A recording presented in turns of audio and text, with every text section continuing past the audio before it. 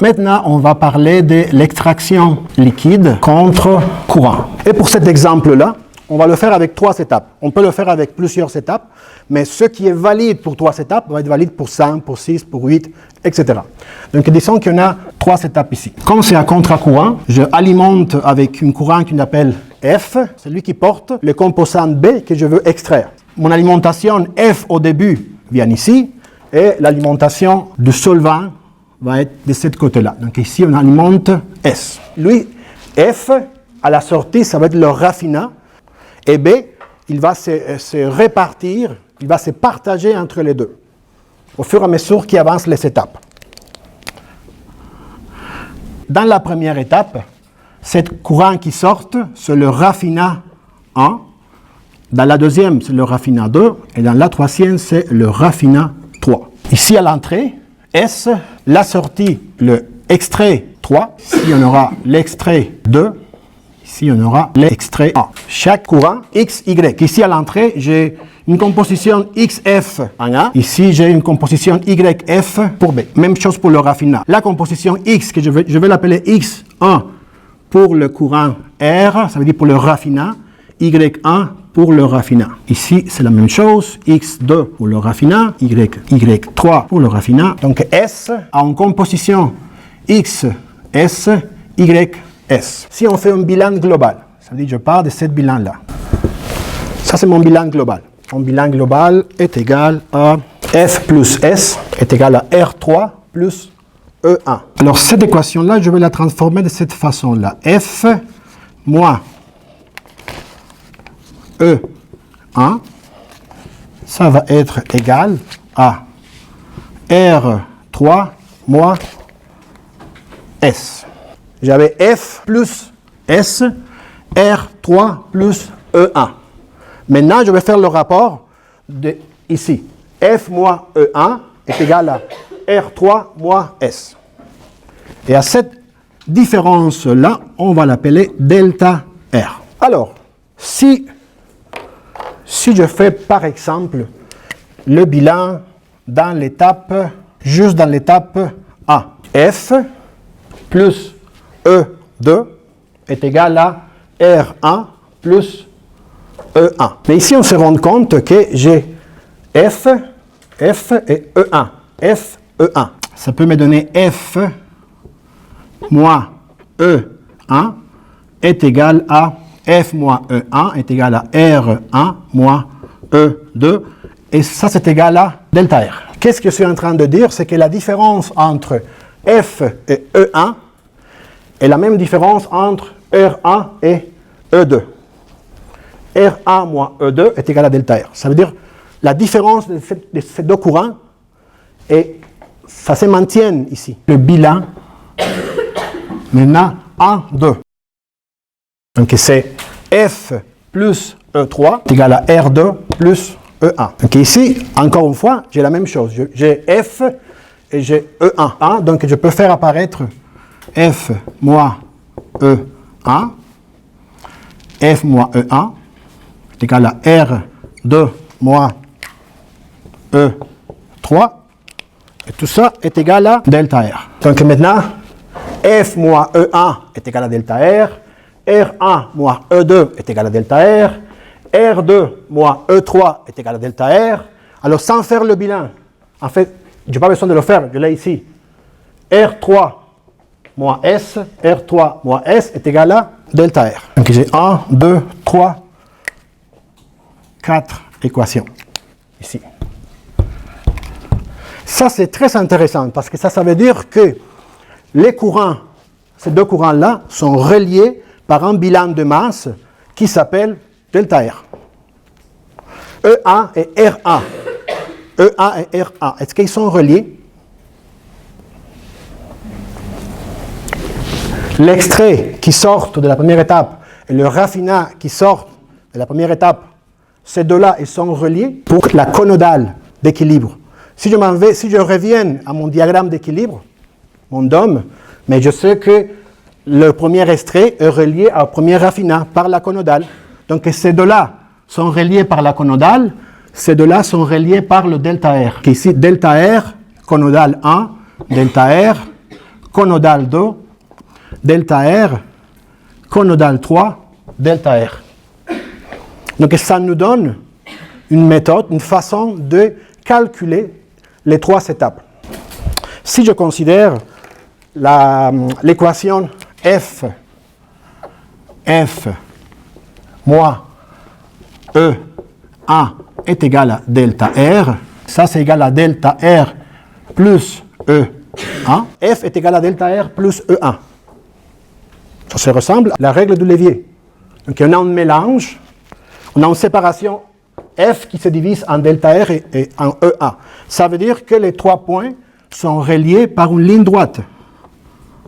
Dans cet extrême-là, si on peut mettre delta R, dans l'autre extrême, on peut mettre EA, qui est au milieu? F. Mais EA est relié à R1. EA et RA sont reliés parce qu'ils sortent en équilibre, donc ils sont reliés par une conodale. Donc EA est forcément relié à R1. EA et EA sont en équilibre, donc ils se trouvent sur une conodale, dans la courbe d'équilibre. Mais, après ça, je suis rendu à R1, ici. Mais R1 est relié à E2, avec qui?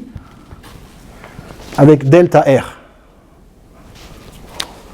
Ça veut dire qu'il y a une droite qui passe par R1. J'ai delta R qui va relier R1, E2. Donc forcément, de l'autre côté, on a E2. Mais E2 est relié à R2 par la conodale 2. Ici, il y a une conodale, ça c'est R2. Mais donc on est rendu à 2. Donc R2 et E3 sont reliés par delta R. Donc forcément, on a ça. Ici, on a E3. Et finalement, E3 est relié à R3 par la conodale. R3. Et finalement, ici, à qui on trouve à droite? S. Si on trouve S. L'angle global est égal à F plus S. F plus S est égal à R3 EA. Si on appelle ça M, c'est un mélange. Donc je peux diviser cette bilan en deux. Je peux dire que c'est F plus S est égal à M. Et je peux dire que R3 plus E1 est égal à M. Alors là, on a la même chose qu'on a vu tantôt. Donc je sais que F et S sont reliés par M. Et j'ai aussi que E1 est relié à R3 par les mêmes points. Donc à droite, j'essaye tout le temps de mettre à droite l'extrait et à gauche le raffinat. Si je le fais à l'inverse, ça va juste changer le sens du dessin que je veux faire, mais ça va rien changer d'autre.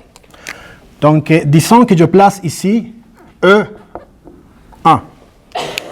Oui, l'extrait est à droite, le raffinat ça va être à gauche. Donc cet extrait-là est la composition de F. Généralement, je la place ici. Y est égal à B. X est égal à A. Le soluté, c'est la composition de Y. X, c'est la composition du solvant d'extraction. Le solvant d'extraction qu'on va l'appeler A. Et C, lui, c'est le porteur. Parce qu'à l'entrée, l'alimentation F, c'est le porteur et le porteur plus le soluté B. Donc à l'entrée, je n'ai pas de solvant d'extraction. Donc je me place ici. J'ai 0 de solvant d'extraction. J'ai juste le porteur et B. De l'autre côté de mes étapes, j'ai le solvant S qui va ici. Ici c'est S, qui est en composition égale à 1 de X, mais il y a 0 des autres. Donc si Je vais passer un peu plus bas, ici par exemple, et je fais ça. Donc il y en a F, E1 sont reliés par le delta R. Donc ici dans cette droite, dans quelque part, il y a placé le delta R. Mais le delta R est égal aussi à S. C'est que je le mette ici, que si je le relie à S, je trouve dans cette pointe-là, c'est R3. Donc lui, c'est delta R. 1, 2, 3. On a F et E1.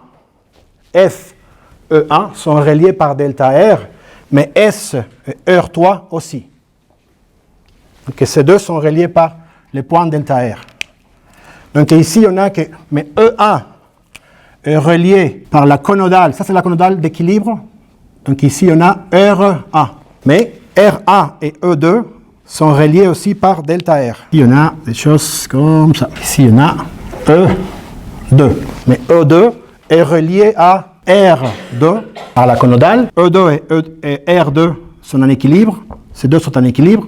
Ces deux sont en équilibre. R2, E3 sont reliés par delta R. Donc ici, on a E3. Et E3 et R3 sont reliés par la conodale. Si on s'en vient ici, F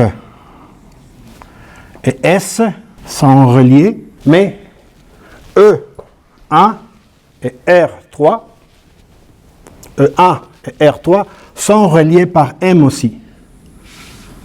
Donc forcément ici, c'est le point M.